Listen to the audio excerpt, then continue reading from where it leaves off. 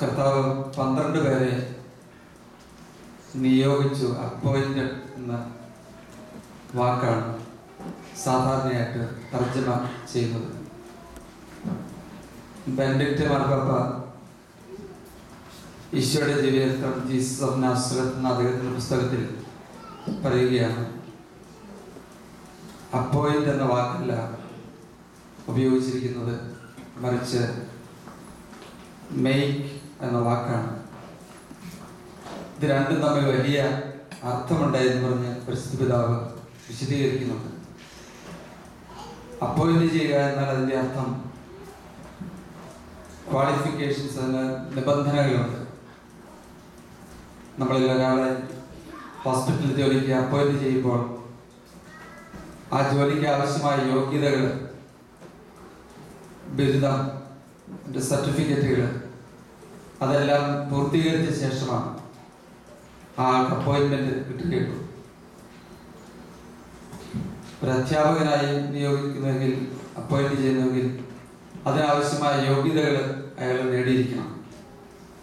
ആ യോഗ്യത പരീക്ഷകളും അതിൻ്റെ ഇന്റർവ്യൂവും എല്ലാം വിജയകരമാക്കിയാലേ അപ്പോയിൻമെന്റ് ലഭിക്കും. ഈ കർത്താവ് അപ്പോസ്തലന്മാരെ അപ്പോയിന്റ് ചെയ്യുകയല്ല ചെയ്തത്. അതിൻ്റെ അർത്ഥം അവർക്ക് ആവശ്യമായ എല്ലാ കഴിവുകളും അവരുടെ കുറവുകളെല്ലാം നികത്തി അവരെ പൂർണ്ണരാക്കി ആ പൂർണ്ണതയുടെ തികവിൽ മികവുറ്റ 12 പേരെ കർത്താവ് നിയോഗിക്കുകയല്ല ചെയ്തത്. നേരെ മറിച്ച് അവരെ അപ്പോസ്തലന്മാരാക്കി രൂപാന്തരപ്പെടുത്തുകയാണ്, സൃഷ്ടിക്കുകയാണ് ചെയ്തത്. സാവധാനം ക്രമേണ ദൈവത്തെ പറ്റി അവരോട് പറഞ്ഞു കൊടുത്തു, അവരുടെ ഉത്തരവാദിത്വങ്ങളെ പറ്റി അവരോട് പറഞ്ഞു കൊടുത്തു, അവർ പ്രസംഗിക്കേണ്ട വിഷയങ്ങൾ പറഞ്ഞു കൊടുത്തു, അവരുടെ ഇടയിൽ അധികാരം എങ്ങനെയാണ് ഉപയോഗിക്കേണ്ടത്. സാവധാനം അവർക്ക് 3 വർഷക്കാലം നല്ല പരിശീലനം നൽകി അവരെ ജീസസ് മെയ്ഡ് ദ അപ്പോസ്റ്റൽസ്, കർത്താവ് അവരെ അപ്പോസ്തലന്മാരാക്കി തീർക്കുകയാണ് ചെയ്തത്. നമ്മുടെ ക്രിസ്തീയ ജീവിതവും ഇതുപോലെ തന്നെയാണ്. നമ്മളെ ക്രിസ്ത്യാനികളാക്കി അപ്പോയിന്റ് ചെയ്യുകയല്ല, നേരെ മറിച്ച് നമ്മളെ നമ്മുടെ പ്രാർത്ഥനയിലൂടെ, വചനശ്രവണത്തിലൂടെ, ആത്മീക അനുഭവങ്ങളിലൂടെ എല്ലാം കടത്തിവിട്ടുകൊണ്ട് നാം എന്തായി തീരാൻ കർത്താവ് ആഗ്രഹിക്കുന്നോ അതാക്കി തീർത്തുകൊണ്ടിരിക്കുകയാണ്, നമ്മളെ സൃഷ്ടിച്ചുകൊണ്ടിരിക്കുകയാണ്. ജീസസ് നമ്മളെ മെയ്ക്ക് ചെയ്യുകയാണ് ചെയ്തത്. ഇപ്പൊ നമുക്ക് ക്വാളിഫിക്കേഷൻസ് ഇല്ല, നമുക്ക് ഡിസ്ക്വാളിഫിക്കേഷൻസും നമുക്ക് ധാരാളം കൺസ്ട്രെയിൻസും ഒക്കെയാണ്, പലതരത്തിലുള്ള തടസ്സങ്ങളും ബന്ധനങ്ങളും ഒക്കെയാണ്. അവയെല്ലാം മാറ്റി നമ്മളെ കർത്താവ് സാവധാനത്തിൽ വളർത്തി ഈശോ ആഗ്രഹിക്കുന്ന ശിഷ്യത്വത്തിൻ്റെ പൂർണ്ണതയിലേക്ക് നമ്മളെ എത്തിക്കുകയാണ്. അതൊരു യാത്രയാണ്, സുദീർഘമായ ഒരു യാത്ര. അയർലൻഡുകാരുടെ ഇടയിൽ പ്രചാരത്തിലിരുന്ന വളരെ പുരാതനമായൊരു അനുഗ്രഹ പ്രാർത്ഥനയുണ്ട്. ആ അനുഗ്രഹ പ്രാർത്ഥനയുടെ ആദ്യ ഭാഗം ഇങ്ങനെയാണ്: മാതാപിതാക്കളെ കുഞ്ഞുങ്ങളെ വലിയ കാര്യങ്ങൾക്ക് വേണ്ടി അല്ലെങ്കിൽ ഏതെങ്കിലും ഒരു സ്ഥലത്തേക്ക് പറഞ്ഞയക്കുമ്പോൾ അങ്ങനെ അയക്കുന്നതിന് മുമ്പ് അവരെ അനുഗ്രഹിച്ച് പറഞ്ഞയക്കുകയാണ്. അതിൻ്റെ ആദ്യ വാചകം എങ്ങനെയാണ്: നീ സഞ്ചരിക്കേണ്ട വഴി മകനെ അല്ലെങ്കിൽ മകളെ നിന്റെ അടുക്കിലേക്ക് വരട്ടെ. നീ സഞ്ചരിക്കേണ്ട വഴി നിന്റെ അടുത്തേക്ക് വരട്ടെ.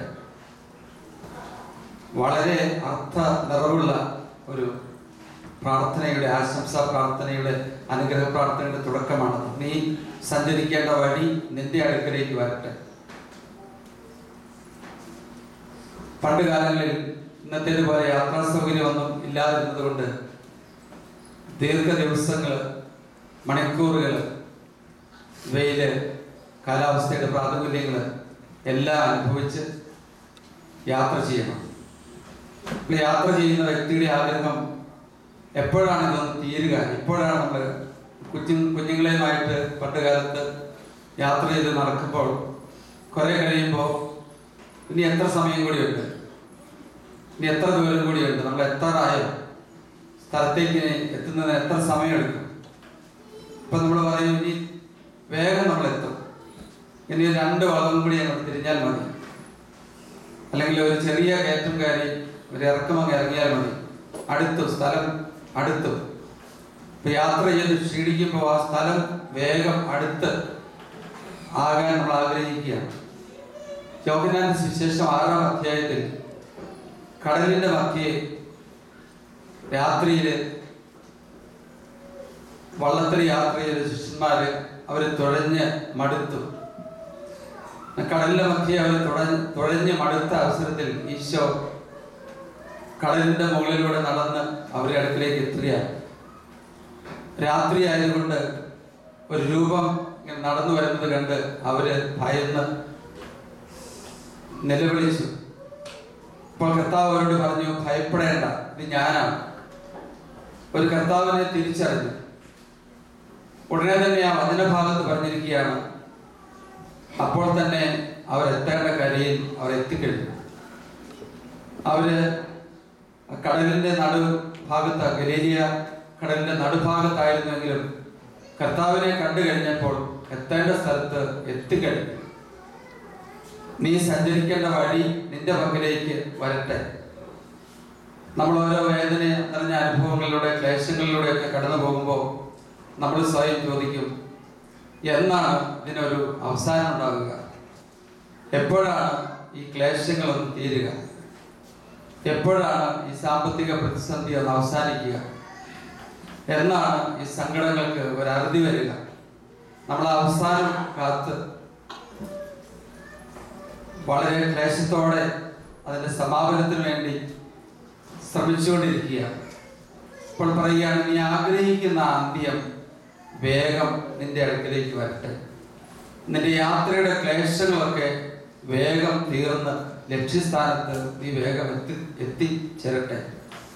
നിന്റെ വഴിയാത്ര അത് നിനക്ക് ഭാരമാകാതെ പെട്ടെന്ന് വളരെ വേഗം എത്തിയെന്ന ഒരനുഭവം. നമ്മൾ കേരളത്തില് 4 നിലയുള്ള ഒരു കെട്ടിടത്തിന് അതിന്റെ ലിഫ്റ്റിൽ നമ്മൾ കയറുകയാണെങ്കിൽ ചിലപ്പോൾ 3-4 മിനിറ്റ് എങ്കിലും എടുക്കും മുകളിൽ ചെല്ലാൻ. പതിയെ പതിയെ ഓരോ സ്റ്റേജിലും നിന്നും കുടുങ്ങി മുകളിലെത്താൻ. നമ്മളിവിടെ ചിലപ്പോൾ 100 നിലയുള്ള ഒരു കെട്ടിടത്തിന് മുകളിൽ കയറാൻ വേണ്ടി ലിഫ്റ്റിനകത്തേക്ക് കയറി ഏതാനും സെക്കൻഡ് കൊണ്ട് പെട്ടെന്ന് നമ്മൾ ഇത്രയും വേഗം പോകുന്നത് പോലെ നമ്മൾ അറിയുന്നില്ല. വേഗം നമ്മൾ ആ ലക്ഷ്യസ്ഥാനത്ത് മുകളിൽ എത്തിക്കഴിഞ്ഞു. നമ്മുടെ വേദനകളും പ്രയാസങ്ങളും ഒക്കെ വേഗം തീരണം. സമാധാനത്തിന്റെ വിജയത്തിലേക്ക് വേഗം എത്തണം.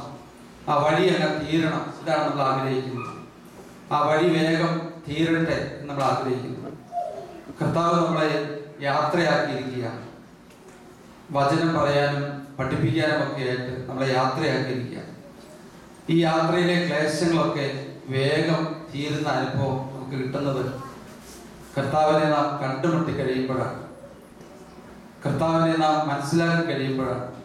എത്ര വേഗം കർത്താവിനെ നാം തിരിച്ചറിയുന്നോ അത്ര വേഗം നമ്മുടെ ജീവിത പ്രശ്നങ്ങളുടെ ഉത്തരത്തിലേക്ക് നമ്മൾ എത്തിക്കഴിയും. നമ്മുടെ മനോഭാവത്തിൽ വലിയ വ്യത്യാസമുണ്ടാകും. എബ്രഹാം ലിങ്കണെ പറ്റി ധാരാളം കാര്യങ്ങൾ നമ്മൾ കേട്ടിട്ടുണ്ട്. അതിൽ ശ്രദ്ധേയമായ ഒരു കാര്യം, അദ്ദേഹം ഒരു ദിവസം ഇവിടുത്തെ പാർലമെന്റിൽ പ്രസംഗിച്ചപ്പോൾ കുറെ കണക്കുകളെല്ലാം അവതരിപ്പിച്ചു. ആ കണക്കുകളെല്ലാം തെറ്റായിരുന്നു. അതുകൊണ്ട് ഇത് കേട്ടിരുന്നത് ഒരാൾ അദ്ദേഹത്തിന്റെ വലിയ ശത്രുവായിരുന്നു. പിറ്റേ ദിവസം ഇതെല്ലാം തെറ്റാണ്, പ്രസിഡന്റ് പറഞ്ഞ കണക്കുകളെല്ലാം അവാസ്തവമാണ്, ആളുകളെ തെറ്റിദ്ധരിപ്പിക്കാൻ വേണ്ടി പറഞ്ഞതാണ് എന്ന് പറഞ്ഞ് അദ്ദേഹത്തെ രൂക്ഷമായിട്ട് വിമർശിക്കുകയും പരിഹസിക്കുകയും ചെയ്തു.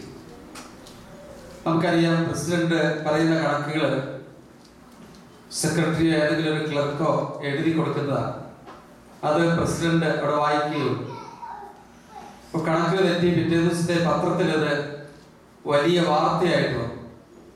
അപ്പോൾ ഇത് എഴുതി കൊടുത്ത ആൾക്ക് മനസ്സിലായി, എൻ്റെ ജോലി മാത്രമല്ല ചിലപ്പോൾ എൻ്റെ ജീവനും പോയെന്ന് വരും. വലിയൊരു അപകടത്തിൽ ഞാനായിരിക്കുന്നു. എബ്രഹാം ലിങ്കൺ അദ്ദേഹത്തെ ഓഫീസിലേക്ക് ക്ഷണിച്ചു വിളിച്ചു.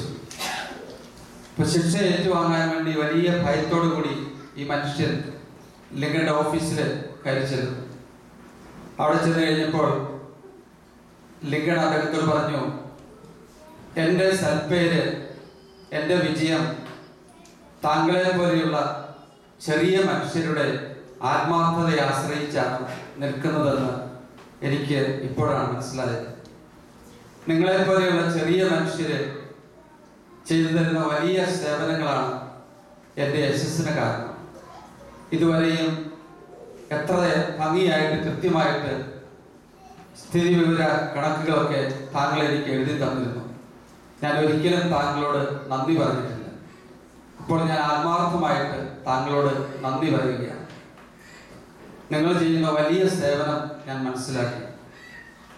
അദ്ദേഹത്തെ പിരിച്ചുവിട്ടില്ല, നന്ദി പറഞ്ഞ് ജോലി ഭംഗിയായിട്ട് തുടരാൻ അനുവദിക്കുകയാണ് ചെയ്തത്. വളരെ ചെറിയവരും നിസ്സാരമെന്നും നമ്മൾ കരുതുന്ന വ്യക്തികൾ അവരുടെ എല്ലാ പ്രവർത്തനങ്ങളെ ആശ്രയിച്ചാണ് നമ്മുടെ ഓരോരുത്തരുടെയും ഭാവിയും യശസ്സും നന്മയും ഒക്കെ നിൽക്കുന്നത്. ഇവിടെ ഇരിക്കുന്ന നിങ്ങളുടെ ആരുടെയെങ്കിലും ഒരു കുഞ്ഞ്, ഒരു കുട്ടി അല്ലെങ്കിൽ ഒരു യൗവനത്തിലെത്തിയ ഒരു വ്യക്തി മോശമായി പെരുമാറിയാൽ അത് നിങ്ങളെയും കുടുംബത്തെയും മുഴുവനും ബാധിക്കും. പ്രത്യേകിച്ച് മലയാളികളായ നമ്മുടെ ഇടയിൽ ഒരു ദുഷ്വാർത്ത ഉണ്ടെങ്കിൽ അത് വളരെ വേഗം പടരുകയും വളരെ വേഗം അതിൻ്റെ ദുർവ്യാഖ്യാനങ്ങളും ഒക്കെ നൽകി കുടുംബത്തിന് ഒത്തിരി ബുദ്ധിമുട്ടുകൾ വരുത്തും. നമ്മുടെ കുഞ്ഞുങ്ങളുടെ നല്ല പ്രവൃത്തികൾ, നമ്മുടെ തന്നെ നല്ല പ്രവൃത്തികൾ, നമ്മൾ അപ്രധാനമെന്ന് കരുതുന്ന ആളുകളുടെ പ്രവർത്തനങ്ങൾ, അവയൊക്കെ നമ്മുടെ വിജയത്തിന്, നമ്മുടെ യശസ്സിന്, നമ്മുടെ നന്മയ്ക്ക് കാരണമാണ്. നമ്മൾ അവരോട് ആരോടും ഒരിക്കലും നന്ദി പറയാറില്ല. കർത്താവ് വളരെ ബലഹീനതകളുള്ള 12 പേരെയാണ് തിരഞ്ഞെടുത്തത്. ഇടിമുഴക്കത്തിന്റെ പുത്രന്മാര്. അവരെ ഒരു നഗരത്തിലേക്ക് കർത്താവ് എത്തിയപ്പോൾ കർത്താവ് അവിടെ സ്വീകരിക്കപ്പെടുന്നില്ല എന്ന് കണ്ടപ്പോൾ ഈശോയോട് പറഞ്ഞു, അഗ്നി ഇറങ്ങി ഈ നഗരത്തെ നശിപ്പിക്കാൻ ഞങ്ങൾ പ്രാർത്ഥിക്കട്ടെ. ഇടിമുഴക്കത്തിന്റെ ഭീകരതയുടെ അക്രമത്തിന്റെ സ്വഭാവം ഉള്ള 2 പേര്, വ്യത്യസ്തമായ സ്വഭാവങ്ങളുള്ളവർ.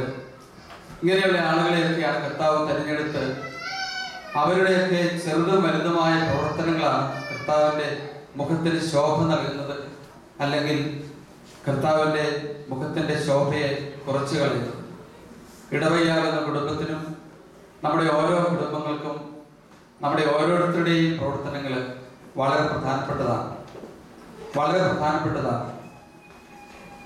നമ്മുടെ പ്രവർത്തനങ്ങൾ നാം എത്ര ഭംഗിയായിട്ട് ആത്മാർത്ഥതയോടെ ചെയ്യുന്നോ അതനുസരിച്ച് നമ്മുടെ കുടുംബത്തിന് യശസ്സും നന്മയും ഐശ്വര്യവും ഉണ്ടാകും. നാം ഓരോരുത്തരും എത്ര ഭംഗിയായി ഇടവകയാകുന്ന കുടുംബത്തിൽ പ്രവർത്തിക്കുന്നോ അതനുസരിച്ച് നമ്മുടെ ഇടവകയാകുന്ന കുടുംബത്തിന് പുരോഗതിയും ഐശ്വര്യവും അനുഗ്രഹങ്ങളും എല്ലാം ഉണ്ടാകും. അതുകൊണ്ട് നാം കർത്താവ് അപ്പോസ്തലന്മാരെ വിശ്വസിച്ച് ഏൽപ്പിച്ച ജോലി അവരെ പരിശീലിപ്പിച്ച് പൂർത്തീകരിക്കുന്നതിന് അവർക്ക് ശക്തി നൽകി പറഞ്ഞയച്ചതുപോലെ നാം നമ്മോട് ബന്ധപ്പെട്ട വ്യക്തികൾക്ക് ആവശ്യമായ പരിശീലനം നൽകുന്നതിന് അവരെന്തായി തീരണമെന്ന് ആഗ്രഹിക്കുന്നോ അതാക്കി തീർക്കുന്നതിനും ആയിത്തീരുന്നതിനുള്ള സമയം നാം അവർക്ക് അനുവദിച്ചു കൊടുക്കണം. എൻ്റെ ഭാര്യ അല്ലെങ്കിൽ എൻ്റെ ഭർത്താവ് എല്ലാ നന്മകളും നിറഞ്ഞ ഒരു വ്യക്തിയായിരിക്കണം എന്ന് നിങ്ങൾ ഓരോരുത്തരും ആഗ്രഹിക്കുന്നു. ആ നന്മകൾ നിറഞ്ഞ വ്യക്തിയായി തീരാനുള്ള സമയവും സാഹചര്യങ്ങളും പരിശീലനവും അനുവദിച്ചു കൊടുത്ത് എന്തായി തീരണമെന്ന് നിങ്ങൾ ആഗ്രഹിക്കുന്നോ അതാക്കി തീർക്കുന്നതിന് നമ്മൾ ശ്രമിക്കണം. നമ്മളെ അപ്പോയിന്റ് ചെയ്യുകയല്ല, നമ്മളെ രൂപാന്തരപ്പെടുത്തി മാറ്റം വരുത്തി നാം ആഗ്രഹിക്കുന്നത് ആക്കി തീർക്കുന്ന ഒരു ദൈവത്തിലാണ് നമ്മൾ വിശ്വസിക്കുന്നത്. നമ്മൾ ഇന്ന് ഈ വിശുദ്ധ ബലിയിൽ പങ്കെടുക്കുമ്പോൾ നമ്മുടെ മനസ്സിൽ നമുക്ക് ഓരോരുത്തർക്കും നമ്മളെ പറ്റിയും നമ്മുടെ കുടുംബാംഗങ്ങളെ പറ്റിയും ഓരോ സങ്കല്പങ്ങളും ആഗ്രഹങ്ങളും ഉണ്ട്. പ്രത്യേകിച്ച് നമ്മുടെ കുഞ്ഞുങ്ങളെ പറ്റി അവർക്ക് അപ്പോയിൻമെന്റ് അല്ല, അവരെ ആക്കി തീർക്കുകയാണ് വേണ്ടത്. സ്നേഹമുള്ളവരാക്കി തീർക്കുക, ക്ഷമയുള്ളവരാക്കി തീർക്കുക, നന്മയുള്ളവരാക്കി തീർക്കുക, വിവേകമുള്ളവർ ആക്കി തീർക്കുക, സഹിഷ്ണുതയുള്ളവർ ആക്കി തീർക്കുക, വിശ്വാസമുള്ളവർ ആക്കി തീർക്കുക. അതിനുവേണ്ട ത്യാഗവും നല്ല മനസ്സും ഒക്കെ നാം കാണിച്ചു കഴിയുമ്പോൾ ഏബ്രഹാം ലിങ്കൺ ശിക്ഷിക്കുന്നതിന് പകരം അദ്ദേഹം വിട്ടുപോയ ഒരു കാര്യം കണ്ണു തുറന്ന് കണ്ട് അപ്രിഷ്യേറ്റ് ചെയ്യുന്നതിന് ഒരു വീഴ്ച സാഹചര്യമാക്കി എടുത്തതുപോലെ നമ്മുടെ ബന്ധങ്ങളിലൊക്കെ വരുന്ന തകരാറുകളൊക്കെ വരുമ്പോൾ ഒരു ദിവസത്തെ കറിയിൽ ഉപ്പ് കൂടി പോകുമ്പോൾ ഇത്രയും ദിവസം നീ നല്ല പാകത്തിന് ഭംഗിയായിട്ട് കറി വെച്ച് തന്നിട്ട് ഒരിക്കലും വളരെ മനോഹരമായിരിക്കുന്നു, നീ പഠിച്ചത് ഹോം സയൻസ് അല്ല, കറി വയ്ക്കാനല്ല, നീ വിവാഹത്തിന് ശേഷമാണ് ഇത് പതിയെ പതിയെ പഠിച്ചു വന്നത്, ഇതുവരെയും ഞാൻ നിന്നോട് നന്ദി പറഞ്ഞിട്ടില്ല, ഉപ്പ് കൂടിപ്പോയ ഈ ദിവസം ഞാൻ നിന്നോട് നന്ദി പറയുന്നു, ഇനി നീ വളരെ നന്നായിട്ട് ചെയ്യും എന്ന് എനിക്കറിയാം. ഭർത്താവ് താമസിച്ചു വരുമ്പോൾ നേരത്തെ വന്ന ഒരു ദിവസം പോലും ഞാൻ നന്ദി പറയുകയോ കൂടുതൽ സ്നേഹത്തോടെ പെരുമാറുകയോ ചെയ്തിട്ടില്ല. താമസിച്ചു വന്ന ഈ ദിവസം ഞാൻ കുറ്റപ്പെടുത്തുകയും ആണ് ചെയ്തിട്ടുള്ളത്. ഞാനിന്ന് കുറ്റപ്പെടുത്തുന്നില്ല, ഇപ്പോഴാണ് ഇത്രയും ദിവസം നേരത്തെ വന്നതിന് ഞാൻ നന്ദി പറയാൻ വിട്ടുപോയി. അങ്ങനെ നന്ദി പറയുക. ഒരു കുഞ്ഞും പരീക്ഷയിൽ പുറകോട്ട് പോയി കഴിയുമ്പോൾ ഇത്രയും നാളും നീ വളരെ മുൻപിൽ നിന്നും അന്നൊക്കെ വേണ്ട പ്രോത്സാഹനവും വേണ്ടത്ര അഭിനന്ദനവും ഹൃദയപൂർവ്വം നൽകാൻ കഴിഞ്ഞില്ല. എന്നാൽ ഇപ്പോൾ ഞാനത് തിരിച്ചറിയുന്നു. നിന്റെ വിജയത്തിലാണ് എൻ്റെ വിജയം. നീ തോറ്റപ്പോൾ ഞാനും തോറ്റു എന്ന് ഞാനിപ്പോൾ തിരിച്ചറിയുന്നു. അതുകൊണ്ട് നമുക്ക് ഒരുമിച്ച് വിജയിക്കണം. അങ്ങനെ നമ്മുടെ ബന്ധങ്ങളൊക്കെ ഊഷ്മളതയുള്ളതും സ്നേഹത്തിൻ്റെ വലിയ നിറവുള്ളതും ആക്കി തീർക്കുന്നതിന് നല്ല ദൈവത്തോട് നമുക്ക് പ്രാർത്ഥിക്കാം. ഈ വിശുദ്ധ ബലിയിലൂടെ നല്ല ഈശോ നമ്മളെല്ലാവരെയും പരസ്പരം അംഗീകരിക്കാനും ആദരിക്കാനും സ്നേഹിക്കാനും വളർത്താനും വേണ്ട ശക്തി നൽകി സമ്പന്നരാകട്ടെ.